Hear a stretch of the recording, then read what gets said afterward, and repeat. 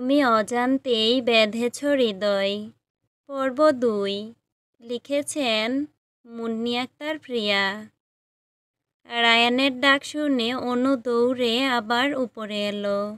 দরজার সামনে দাঁড়িয়ে হাঁপাতে হাঁপাতে জিজ্ঞেস করল, কি ডেকেছিলেন? রায়ান ভাই চোখ মুখ কুঁচকে কর্কশ কণ্ঠে জিজ্ঞেস করল, কফির মগে লিপস্টিকের দাগ কেন? অনুর এবার হৃৎপিণ্ড বের হয়ে আসার উপক্রম হয়। শেষমেশ ধরা পড়েই গেল। এমন গাধামি সে কি করে করল? অনুকে চুপ থাকতে দেখে রায়ান ফের ধমক দিয়ে বলল, চুপ করে আছিস কেন? কিছু জিজ্ঞেস করেছি আমি? অনু ভয়ে ভয়ে বলল, আমি জানি না। জানিস না মানে? কফি তো তুই এনেছিস। হ্যাঁ, কিন্তু আমি বানাইনি। জানি আমি, তুই যে অকর্মার ঢেকি, কোনো কাজকর্ম কিছু পারিস না, করিসও না, তা আমার ঢের ভালো জানা আছে।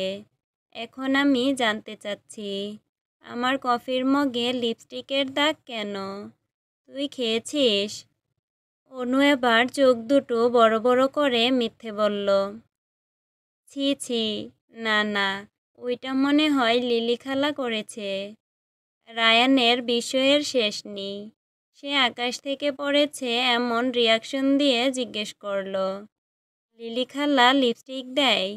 অনু ঠোঁট উল্টে চটপটে আবার মিথ্যে কথা বলল, দিতেই পারে। রায়ানের অভিজ্ঞ ও দূরদৃষ্টি ঠিকই অনুর মিথ্যা ধরে ফেলেছে। সে দাঁতে দাঁত চেপে বলল, চোখের সামনে থেকে এখনই দূর হয়ে যা। অনু অবাক হয়ে বলল, আপনি আমার সাথে এমন করছেন কেন? কেমন করেছি? কেমন যেন? এক থাপ্পড়ে তোর সব কয়টা দাঁত আমি ফেলে দেব। দিন দিন খুব ভালো মিথ্যে কথা বলা শিখছিস, তাই না? চাচু জানে? অনু ধরা খেয়ে গেছে আবার। সে কাঁদু কাঁদু হয়ে জিজ্ঞেস করল, কি মিথ্যা বলেছি আমি? ওইটা না হয় সবার সামনেই বলবো আমি। এখন চোখের সামনে থেকে চলে যা। অপমানে ভয়ে মুখটা থমথমে হয়ে গেল অনুর। বাবা আর ভাইয়ের কানে এই কথা গেলে আর রক্ষে নেই। তারা সবাই অনুকে যথেষ্ট আদর করে। বাবা ভাইদের চোখের মণি সে। কিন্তু তাই বলে মিথ্যা তারা বরদাস্ত করবে না। তাও আবার কিনা রায়ান ভাইয়ের সাথে। রায়ান ফিরে আসার সব আনন্দ খুশি পানি হয়ে যাচ্ছে অনুর। এই রায়ান ভাইটাও কেমন জানি, এত কেন কঠোর? দুপুরে সবাই একসাথে খেতে বসেছে। সবার কাজ ছিল, কিন্তু রায়ানের জন্য আজ আগে আগে চলে এসেছে। আজকের টেবিলটা সম্পূর্ণ লাগছে। সব কাজিনরা, চাচু ও দাদা দাদি একসাথে খেতে বসেছে। ফুপুরা এখনো আসেনি। বিকেল হবে তাদের আসতে আসতে। লিলি খালা সবাইকে খাবার বেড়ে দিচ্ছিল। রায়ান জগ থেকে গ্লাসে পানি ঢালতে ঢালতে জিজ্ঞেস করল, লিলি খালা, তুমি লিপস্টিক দাও? ভয়ে কুঁকড়ে গেল অনু। সর্বনাশ, রায়ান ভাই সত্যি সত্যি বলে দেবে নাকি?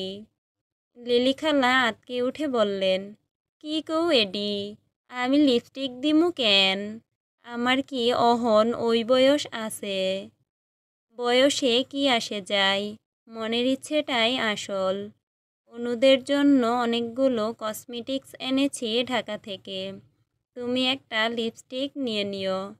পান খেয়ে ঠোঁট লাল করার চেয়ে লিপস্টিক দিয়ে করবে। লিলি খালা লজ্জা পেয়ে বললেন, পাগল হইয়া গেছে পুলাই। অনু চোরের মতো তাকালো রায়ানের দিকে। রায়ানও তখন তাকালো অনুর দিকে। দুজনের চোখাচোখি হতেই রায়ান অগ্নিদৃষ্টি নিক্ষেপ করল মিথ্যা বলার জন্য। সঙ্গে সঙ্গে ভীত সন্ত্রস্ত হয়ে দৃষ্টি নামিয়ে নিল অনু। রায়ানরা দুই ভাই এক বোন। ভাই বোনের মধ্যে সে মেঝো। ভাই বড় এবং বোন ছোট। ওরা তিন ভাই বোন হয়েছে তিন রকম স্বভাবের। বড় ভাই রিয়াদ চৌধুরী নদীর মতো শান্ত, শীতল, কথা খুব কম বলে। সে ভীষণ বিনয়ী। রায়ানের সাথে ওর বয়সের পার্থক্য মাত্র 2 বছরের। বর্তমানে 30 চলছে। এখনও বিয়ে শাদীর নাম নেই ওর মুখে। বাড়ির সবাই রাজি করানোর জন্য কম চেষ্টা করেনি। কিন্তু রিয়াদের এক একবার এক এক অজুহাত। এত সব অজুহাতের কারণ আর কেউ না জানলেও রায়ান খুব ভালো করেই জানে। তাই ভাইয়ের কথাবার্তা উঠলেই সে খুব একটা রাগ করে না। অন্যদিকে রায়ান হয়েছে রিয়াদের বিপরীত মেরুর। সে খুব রাগী, জেদি। মুখ দেখলেই মনে হয় রেগে আছে। যা মন চাইবে তাই করবে। একঘুয়ে বেপরোয়া স্বভাবের। কাউকে পরোয়া করার সময় নেই ওর। গ্র্যাজুয়েশন ও মাস্টার্স শেষ করে ঢাকাতেই একটা প্রাইভেট কোম্পানিতে চাকরি করে নিজের মতো আনন্দে ছিল। বাবা চাচাদের অনুরোধে আবার ফিরে আসতে হয়েছে গ্রামে। ছোট বোন জুই হয়েছে 2 ভাইয়ের কম্বিনেশন। কখনো খুব শান্ত, আবার কখনো রাগী। জুই প্রায় অনুর সমবয়সী। জুই পড়ছে এখন অনার্স 2nd ইয়ারে আর অনু অনার্স 1st ইয়ারে। জুই পড়াশোনায় তুখুর মেধাবী। কিন্তু অনু, সে পড়াশোনায় একদম লবডঙ্কা। অনু পড়াশোনায় যেমনই হোক, স্বভাবে সে ভীষণ চঞ্চল। তোতা পাখির মতো কথা বলতেই থাকে সারাক্ষণ। বাবা ও 2 ভাইয়ের ভীষণ আদরের। শুধু তাই নয়, দাদা দাদি, চাচা চাচুরাও তাকে অনেক বেশি আদর করে। দাদা দাদি, চাচা চাচু এবং চাচিরা অনুকে সবসময় চোখে হারান। অনুর বড় 2 ভাই তমাল চৌধুরী এবং আয়ান চৌধুরী। তমাল মাস্টার্স শেষ করে বাবার ব্যবসা বাণিজ্য দেখছে। আয়ান এখনও স্টুডেন্ট, মাস্টার্সে পড়ছে। সেজু চাচুর 4 মেয়ে 1 ছেলে। একটা ছেলের আশাতেই 4টা মেয়ে ঘর আলো করে এসেছে। মাহফুজা, কল্পনা, আরিফা, ইতি ও ওদের আদরের ছোট্ট ভাই ইয়ামিন। মাহফুজা অনুর সাথেই অনার্স 1st ইয়ারে পড়ে। কল্পনা ইন্টার 2nd ইয়ারে। আরিফা ক্লাস 10-এ এবং ইতি ক্লাস 4-এ পড়ে। ইয়ামিন এখনও বেশ ছোট, স্কুলে ভর্তি করানো হয়নি। নয়া চাচ্চুর শুধু 2 ছেলে, রবিন চৌধুরী ও হাসান চৌধুরী। রবিন ইন্টার 2nd ইয়ারে পড়ছে কল্পনার সাথে। হাসান পড়ে ক্লাস 9-এ। ছোট চাচ্চুর 2 মেয়ে, জান্নাত ও জমেলা। জান্নাত ইতির সঙ্গেই ক্লাস 4-এ পড়ে। জমেলা পড়ে ক্লাস 1-এ। ওই আধুনিক যুগে এসে জমেলা নামটা শুনি একটু খটকা লাগতেই পারে। বিস্মিতও হতে পারে মানুষজন।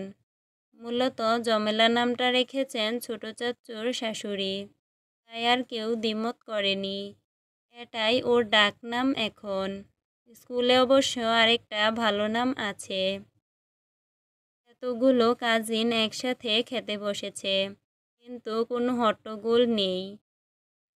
ভয়ে সবাই যতটুকু পারছে নীরব থাকছে। এর আগে একবার খেতে বসে খুব হইচই করেছিল সব বিচ্ছুগুলো। সবাইকে কান ধরে দাঁড় করিয়ে রেখেছিল রায়ান। পরে অবশ্য রিয়াদ ভাইয়ার সুপারিশে শাস্তি মওকুফ করেছিল রায়ান ভাই। রায়ানের হঠাৎ করে গ্রামে ফিরে আসার কারণ হলো বাবা এবং চাচারা মিলে গ্রামে একটা গার্মেন্টস বানিয়েছেন। গ্রামে অসহায় গরিব মানুষদের কাজের কথা চিন্তা করেই মূলত এই সিদ্ধান্ত নেওয়া হয়েছে। এছাড়া 5 ভাই একসাথে ব্যবসা করতে পারবে এটাও তো কম নয়। এখন শুরুতেই বিশ্বাসযোগ্য অভিজ্ঞ মানুষ পাওয়া তো মুশকিল। তারা 5 ভাই প্রত্যেকেই শিক্ষিত। তবুও তাদের উপযুক্ত ছেলে মেয়েদের হাতে বেশিরভাগ দায়িত্ব দিয়ে তারা একটু স্বস্তিতে থাকতে চান। কোথায় কোন লোক লাগবে, তাদের কীরকম কোয়ালিফিকেশন থাকা উচিত, স্যালারি কেমন হবে, এসব বিষয় তাদের চেয়ে তাদের ছেলেমেয়েরাই ভালো বুঝবে। খেতে খেতে কাজের প্রসঙ্গে এলো রায়ান। বাবা এবং চাচাদের উদ্দেশ্য করে বলল, বড় ভাইয়া তমাল তো ছিলই, তাছাড়া রায়ানেরও মাস্টার্স শেষ হলে সঙ্গে সঙ্গে ফুল টাইম দিতে পারবে অফিসে। কেন আমাকে আসতে হলো তাহলে? রিয়াদ উত্তরে বলল, শুধু আমরা থাকলেই তো হবে না, ওকেও থাকতে হবে। জাস্ট বিল্ডিংটা কমপ্লিট হয়েছে এখন, বাকি সব জিনিসপত্র আনা, সেট করা, লুক নেওয়া, উদ্বোধন করা তো সবই বাকি আছে। আয়ান এখনও এত কিছু বুঝে না, আর ওকে এত চাপ দেওয়াও ঠিক হবে না এখন। আর একটু জীবনটা উপভোগ করুক। এখন এত কাজ কি আমি আর তমাল একা হাতে সামলাতে পারবো? রায়ান বাম হাত তুলে পরাজিত হওয়ার ভঙ্গিতে বলল, আচ্ছা বাবা, ঠিক আছে, আমি আছি তোমাদের সাথে। আমার পরিবারের আগে কোনো কিছুই ইম্পর্ট্যান্ট নয়। সব কথা চুপচাপ শুনছিল অনু। এতক্ষণ সে জানতো না যে রায়ান ভাই একেবারের জন্য গ্রামে চলে এসেছে। এখন এত বড় এবং সুন্দর সত্যিটা জানতে পেরে সে খুশিতে ঝলমল করছিল। ডাল দিয়ে ভাত মাখতে মাখতে রায়ান ভাই ছোট চাচিকে জিজ্ঞেস করলো, চাচি, আচার বানাও নাই এবার?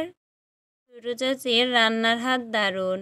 বাড়িতে যত রকমের বিদেশি আইটেম বানানো হয়, সবকটা ছোট চাচি একা হাতে বানান। তাছাড়া তিনি আচারটা বেশ ভালো বানান। রায়ান ভাইয়ের খুব পছন্দের।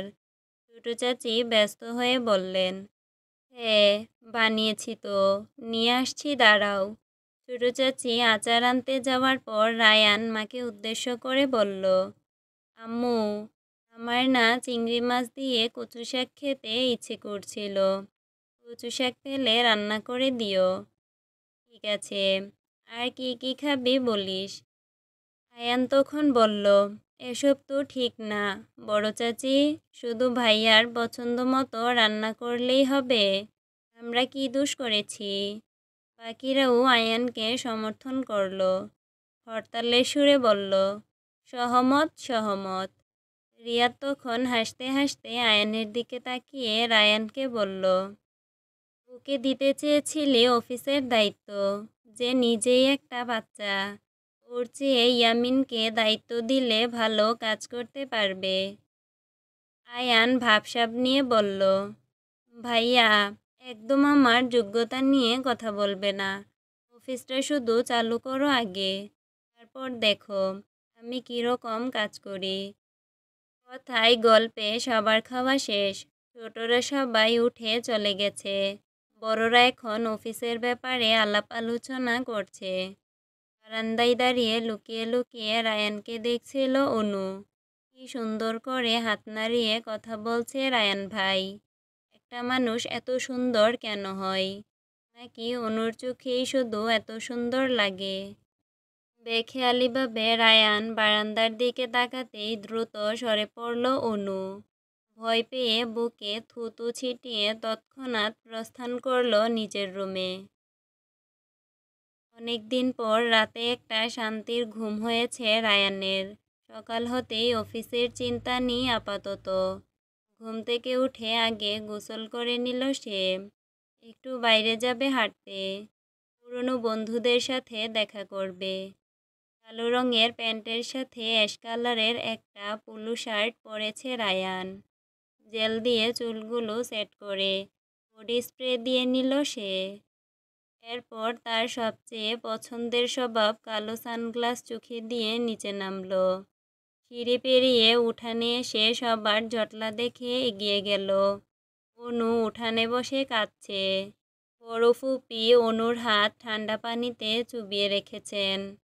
ছোট ফুপি মাথায় হাত বুলিয়ে বলছেন, কাঁদে না পাখি, ঠিক হয়ে যাবে সব। চশমা খুলে রায়ান জিজ্ঞেস করল, কি হয়েছে? সেজো চাচি বললেন, আর বলিস না, তুই যে রাতে কচু শাক খেতে চাইলি, তাই সকাল না হতেই ইয়ামিন আর জমিলাকে নিয়ে জঙ্গলে চলে গেছে কচু শাক তুলতে। বুনু কচু শাক, তাই এখন হাত চুলকাচ্ছে আর কাঁদছে। রায়ান খেয়াল করলো উঠানের একপাশেই অনেকগুলো কচু শাক পড়ে আছে।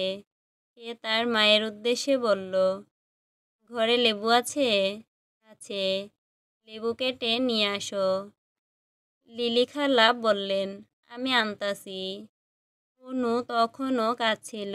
লিলি খালা লেবু কেটে এনেছে। রায়ান লেবুর রস চিপে অনুর হাতে লাগিয়ে দিতে দিতে বলল, একটু পর ঠিক হয়ে যাবে, কাঁদিস না। অনু তবুও কাঁদছিল। রায়ান এবার ধমক দিয়ে বলল, কে বলেছিল তোকে গিয়ে জংলা কচু আনতে? এখন আবার ভেবে করে কাঁদছিস। এরপর ইয়ামিন ও জমেলাকেও ধমক দিয়ে জিজ্ঞেস করলো, তোদের হাত চুলকাচ্ছে না? তোরা কেন কাঁদছিস না? জমেলা ভয়ে ভয়ে বলল, অনু আপা তো আমাদের কচু ধরতে দেয়নি। রায়ান আবার অগ্নিদৃষ্টিতে তাকালো অনুর দিকে। চিবিয়ে চিবিয়ে বলল, মাথায় বুদ্ধি-শুদ্ধি আর কিছু হলো না তোর? ধমক খেয়ে অনু চুপসে গেছে। কুপিয়ে উঠে বলল, আমি কি করে জানবো যে এগুলো হাত চুলকাবে? না না, তা জানবি কি করে? পড়াশোনা যে করিস না এটাই তার নমুনা। কচুতে যে ক্যালসিয়াম অক্সালেট ক্রিস্টাল থাকে জানিস না? অনু এবার চুপ করে রইল। কচুতে কোন ক্যালসিয়াম থাকে তা সে কি করে জানবে? সে কি কোনো কচু বিশেষজ্ঞ নাকি? আজব। রায়ান লেবুর টুকরা লিলি খালার হাতে দিয়ে বলল, একটু পর যদি চুলকানো না কমে, তাহলে হলুদ ও বেসনের পেস্ট বানিয়ে হাতে লাগিয়ে দিও। লিলি খালা মাথা নাড়িয়ে বললেন, আচ্ছা। রায়ান চলে যাচ্ছিল। আবারও পিছু ফিরে বলল, জংলা কচু এনে নিজের হাত চুলকাচ্ছিস, ইটস ওকে। আল্লাহর দোহাই লাগে, এই কচু শাক আবার আমাকে রান্না করে খাওয়াইস না। নিজের কথা বলা শেষ করে রায়ান চোখে চশমা লাগিয়ে বাড়ি থেকে বেরিয়ে গেল। ওর যাওয়ার পানে দাঁত কিরমির করে তাকিয়ে আছে অনু। সে মনে মনে বলতে লাগলো, নিষ্ঠুর, নিষ্ঠুর, নিষ্ঠুর। আপনি খুব নিষ্ঠুর রায়ান ভাই। এত কিছুর মাঝেও আমার ভালোবাসা